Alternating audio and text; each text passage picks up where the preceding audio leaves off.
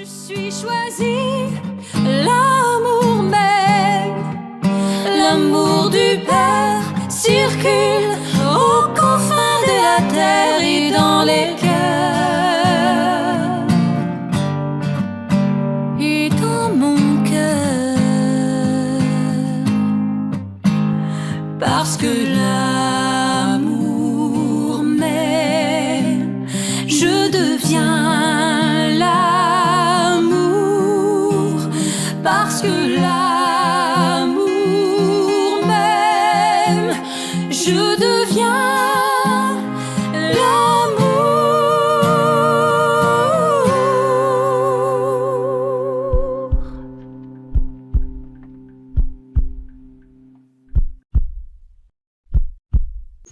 Bonjour, chers et choisis de Jésus. Encore aujourd'hui, c'est une nouvelle joie pour moi de pouvoir prendre du temps pour partager avec vous les merveilles de Dieu. Et aujourd'hui, nous avons à commenter la règle numéro 32 dans les 33 règles de vie pour un bonheur durable, qui nous dit ceci: rends grâce à Dieu de te transformer et de faire de toi un être d'homme. On la reprend, c'est important. Rends grâce à Dieu.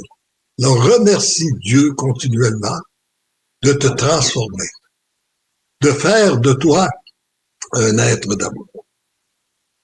Et si on prenait conscience réellement que Dieu peut nous transformer, c'est lui qui nous a créés et c'est lui qui peut nous transformer. Il nous a créés sans avoir notre permission, mais il nous transforme, il attend qu'on lui donne notre oui total, inconditionnel et irrévocable, qu'on lui donne un oui total, il respecte notre liberté sur la transformation. Si l'humanité comprenait qu'on peut tous être transformés par le Seigneur, par notre Créateur, qu'on peut tous devenir des êtres d'amour, eh bien, nous serions réellement dans la civilisation de l'amour. Il n'y aurait plus de guerre, il n'y aurait plus de vengeance, il n'y aurait plus de rancune, puis il n'y aurait plus de division aussi que nous vivons régulièrement. Beaucoup de nos divisions partent, on dit toujours que ça dépend des autres, naturellement, mais beaucoup de nos divisions, de nos souffrances partent de nous-mêmes. Parce qu'il y a quelque chose qu'on s'accepte pas soi-même. Il y a quelque chose qu'on n'aime pas de nous et nous ne savons pas comment nous transformer. Et parce qu'il y a des choses qu'on rejette de soi, parce qu'on ne s'accepte pas, eh bien, on a de la misère à accepter les autres. Parfois, on veut changer les autres, mais on oublie que c'est nous qui avons besoin d'être changés. Et donc, le Seigneur peut nous changer, lui, il peut réellement nous transformer. Alors, et si je peux vous parler comme ça, c'est parce que j'ai expérimenté. Ce n'est pas quelque chose que j'ai étudié dans les livres, mais c'est quelque chose que j'ai expérimenté personnellement dans la transformation que le Seigneur a faite en moi. Transformation qu'il fait encore et qu'il va faire dans l'avenir parce qu'il y en a encore, sûrement il y en a encore à faire. Et la transformation que j'ai vue s'opérer aussi chez les autres. C'est une grâce extraordinaire de pouvoir constater ces transformations qui nous rend de plus en plus heureux, qui crée un nouveau bonheur en nous et qui nous permet de répandre ce bonheur-là à travers les autres. Parce que c'est à partir de qu'est-ce que nous sommes que nous, c'est beaucoup plus qu'est-ce que nous sommes, que qu'est-ce que nous savons même que nous disons. C'est à partir de qu'est-ce que nous sommes que nous sommes heureux ou bien nous ne le sommes pas, ou bien nous sommes malheureux. Nous voulons tous le bonheur. Eh bien, le bonheur, c'est de vivre ce pourquoi Dieu nous a créés. Dieu nous a créés pour qu'on devienne des êtres d'amour. Il nous a créés pour qu'on soit semblable à lui. Il veut que nous devenions des êtres d'amour. Notre souffrance vient du fait qu'on n'est pas des êtres d'amour. On sent qu'on ne l'est pas. Puis, à ce moment-là, on passe à dépendre des autres, tout ça. Mais le jour qu'on lui laisse la liberté de nous changer, un oui total, lui peut nous transformer. Et s'il nous transforme, eh bien, on s'aperçoit tout à coup qu'on ne voit plus les choses de la même façon. On ne voit plus les événements de la même façon. On n'analyse pas les situations de la même façon. Notre comportement est différent. Notre façon de penser, notre façon d'agir, tout devient changé. Et c'est notre être qui est changé. Et en même temps, on s'aperçoit aussi que cet être-là a sûrement une influence sur les autres. Comme il est dit dans un des volumes, c'est pas ce que tu dis qui est important, mais c'est qu'est-ce que tu es. Alors, mais ce que tu es, il y a un vieux dicton qui dit ce que tu es parle si fort que j'entends pas ce que tu dis. Alors, d'où l'importance de devenir un être d'amour pour pouvoir le donner aux autres. Et là, j'ai tendance à prendre tout de suite, immédiatement, la pensée de ce jour qui va justement dans le même sens, qui vient compléter cet enseignement-là. Alors, si on peut, alors la pensée de ce jour qui nous dit ceci, mon enfant, lorsque tu seras complètement imbibé, voyez-vous, imbibé de quoi? Imbibé de son amour. C'est-à-dire en prenant du temps pour nous laisser imbiber de son amour, tu seras comme une éponge qui répand de l'eau partout où elle est transportée. Tu répandras de l'amour partout où tu passeras. Prends toujours le temps de te laisser imbiber de cette pluie d'amour qui tombe continuellement en abondance sur toi. Je t'aime.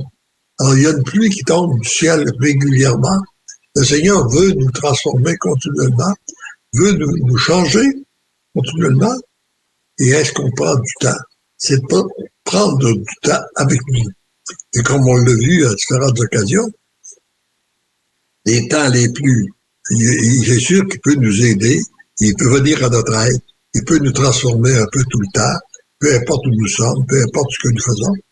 Mais il y a des temps qui sont plus forts les uns que les autres.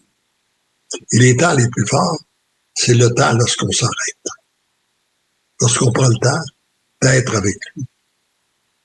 De fermer la télévision, la radio, couper Internet pour être uniquement avec lui, se laisser dans le silence de notre Dieu, entrer en relation avec lui, pour accueillir son amour, se laisser transformer par lui.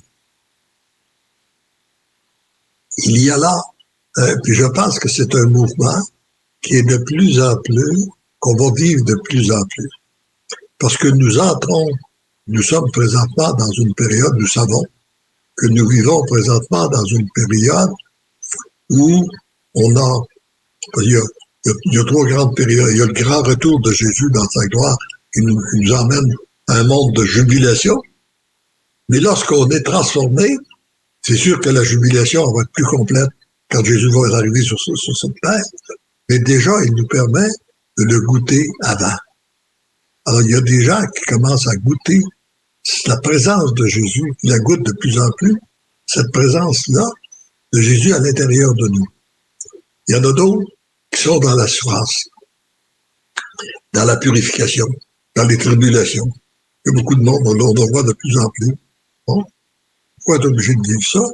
C'est parce qu'on a été dans une grande apostasie. Alors, il y a beaucoup de gens qui sont encore dans l'apostasie, qui renient Dieu, et puis, ça les empêche, et puis d'autres sont dans les tribulations, mais il y en a déjà qui sont dans la jubilation. Ça, c'est qu'est-ce que le Seigneur veut, chacun de nous. Le Seigneur ne veut pas que nous soyons dans les tribulations, ne veut pas que nous soyons dans la souffrance. Il veut que nous soyons heureux. Et comme il l'a dit à d'autres occasions, il y a deux moyens, il y a deux feux purificateurs sur la terre, qui se répandent actuellement en dehors de la terre. Il y a le feu de son amour, puis il y a le feu de la souffrance. Alors, lequel on choisit? Si on choisit le feu de son amour, eh bien, on aura moins besoin du feu de la souffrance pour nous purifier. Si on rejette son amour, eh bien, on va avoir plus besoin du feu de la souffrance.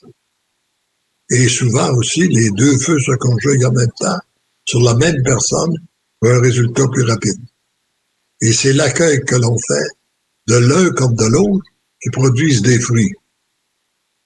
Rappelons-nous que si cette pluie qui tombe du ciel, qui nous permet de nous transformer pour devenir des êtres d'amour, c'est comme la pluie qui tombe sur la terre, eh bien, mais la pluie qui tombe sur la terre, pour qu'elle puisse produire des fruits, va tomber sur une terre, pour que la terre devienne féconde, la terre va se laisser absorber par la pluie, va permettre à la pluie de la pénétrer.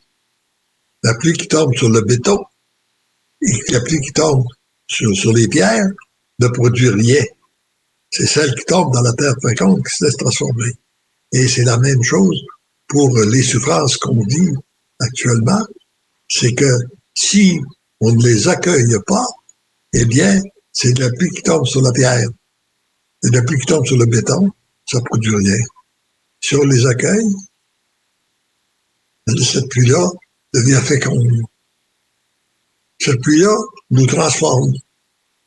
Et en même temps, et plus nous serons des êtres transformés par son amour, plus il y aura des êtres transformés par son amour qui se laissent transformer, plus il peut en transformer d'autres. Parce qu'il se sert de nous, il se sert de nous pour rejoindre les autres. Il aime faire des coups doubles. Il peut s'en servir visiblement, mais il y a aussi tous les ministères invisibles que l'on oublie souvent. Il peut se servir dans l'invisible sans qu'on en soit réellement conscient de voir ce qu'il produit. Ça me fait penser, lorsque j'ai eu l'occasion de rencontrer des religieuses, des contemplatives, j'aimais leur dire, vous passez votre vie à prier pour que des gens soient rejoints un peu partout à travers le monde. Et souvent, vous voyez peu de choses. Moi, le Seigneur m'a permis de voir ce que produisent les ministères invisibles. Dans maintes et maintes occasions, j'ai été témoin de ça, que le Seigneur rejoint des gens. Je pense par exemple, lorsque j'ai passé en Italie, un policier qui vient me rencontrer, qui a fait 8 heures de train, je pense, pour me rencontrer. Quand je lui ai demandé son cheminement de foi, il m'a dit, j'ai reçu ça du ciel. J'ai grandi dans une secte, et puis j'ai reçu tous ces enseignements-là directement du ciel. Maintenant, j'ai entré dans l'Église, je suis devenu un catholique. Aujourd'hui, je lisais vos volumes, et c'était important de pouvoir vous rencontrer. Et là où j'ai été touché aussi, c'est quand je pense que j'ai passé à Berlin, où, après une conférence, il y avait une dame de l'Allemagne du côté de l'Est qui a fait 8 heures de train pour venir assister à une retraite que je donnais. Puis elle m'a dit, je pensais que j'étais seul à penser comme ça. Quand je vous ai entendu, j'ai dit, pense comme moi, lui. Faut donc que j'aille le rencontrer pour écouter davantage ce qu'il a à dire, pour m'aider à ma transformation, justement. Et voyez-vous, le Seigneur allume comme ça des feux continuellement dans l'invisible. Il y a une dame, une Américaine qui m'écrit pour me dire, moi, je suis devenu une catholique, puis je sais pas comment ça se fait.